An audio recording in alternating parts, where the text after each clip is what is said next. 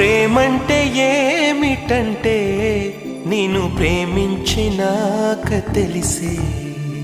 మనసంటే ఏమిటంటే అది నీకివ్వగానే తెలిసే.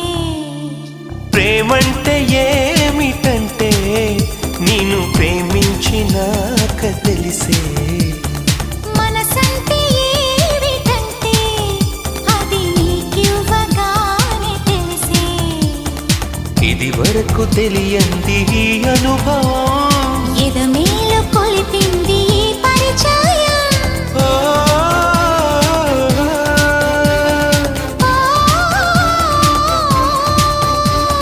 ప్రేమంటే ఏమిటంటే నిన్ను ప్రేమించినాక తెలిసే.